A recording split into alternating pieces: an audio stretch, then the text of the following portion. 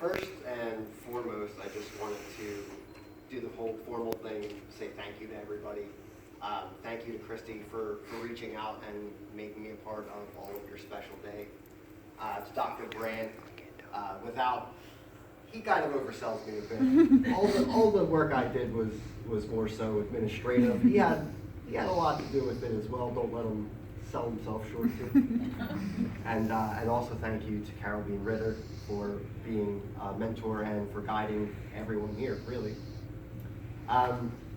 Finally, thank you to all of you inductees for allowing me to be a part of your day. And congratulations to all the families as well. So, if I start to squeak, if my voice sounds like it's constricted, it's just my fight or flight response. Don't be too alarmed. Should settle down in just about a minute or so. But before I get into the organizational section of the speech, I think it's important to understand who the words are coming from and why. So my journey has been really anything but typical or standard. I'm what's called first generation non-traditional student, also known as a mouthful. This means I did not go to college right out of high school, and no one else in my family went at all. So my parents were really supportive of me, but those academic skills were just not something any of us really possessed. Even myself, coming out of high school, I graduated with an honorary 1.2 GPA, or in more colloquial terms, by the skin of my teeth. I got into a lot of trouble, both with the law and just with the choices I was making. But the point is that the chances of me finding my way into anything more than a cell were kind of minimal. We all have our own challenges that we're facing and things that we must overcome, and whatever it is, I'm sure you're all dealing with something as well. The image in our heads of what things will look like versus how they actually work out are usually two different things, kind of like your ideal self versus your actual self. Some people are able to pick just one thing and know without a doubt that that's what's meant for them. Not me. Originally, I went to a satellite Penn State campus for a semester literally just so I could play hockey.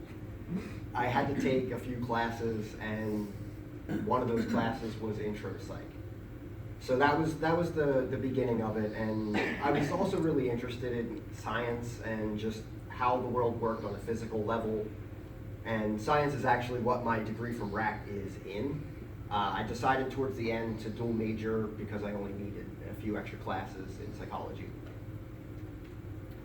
I thought I wanted to get into the real nitty-gritty of neurotransmitters and biochemistry, but that was definitely one of those examples of where the idea sounds way cooler than the reality of it. It was a whole level of detail more than I wanted and what I was interested in, and that's everyday experience. So after that first year at the University of Pittsburgh, I switched my major from neuroscience to psychology and picked up my minor in studio art, really more so out of personal interest and just wanting to do art because I enjoyed it. I was just trying to be honest with myself about what was most meaningful and exciting to me. And at that point, I still had no idea art therapy as a profession even existed. It was kind of like when I found that out, a light bulb went off, and it was, oh, you mean I can get paid to do that together? Oh, okay. Outside of school, I had to get comfortable being uncomfortable, working 2 and sometimes 3 jobs, doing things like waiting tables, painting houses, or cold calling businesses.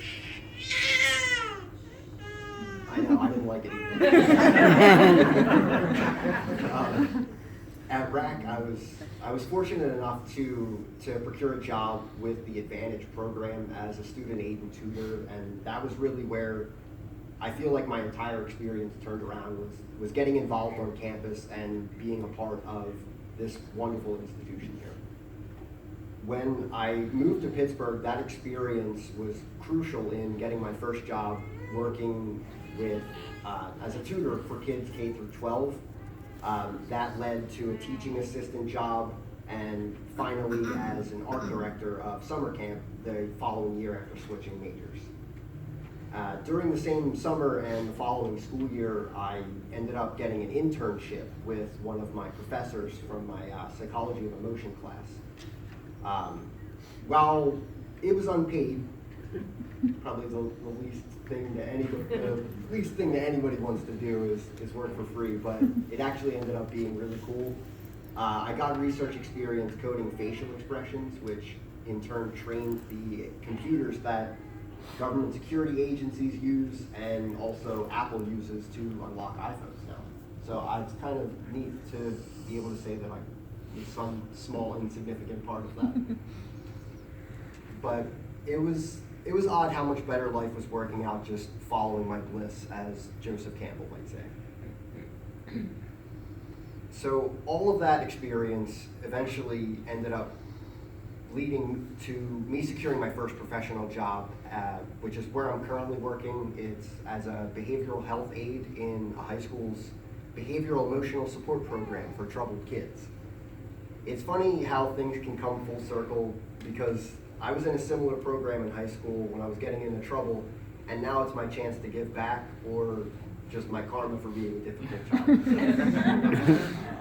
And while this job can be really difficult some days, I got a black eye from a flying boot on my second week of the job.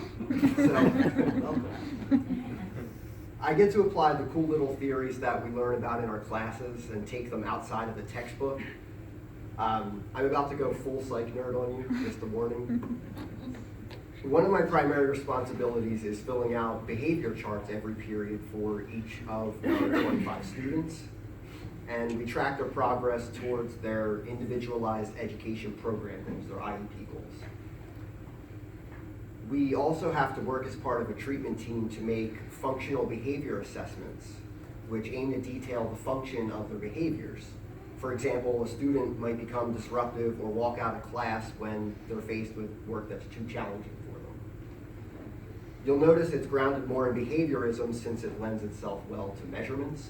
How many times does this particular behavior occur in a school day, and how has our intervention reduced that number?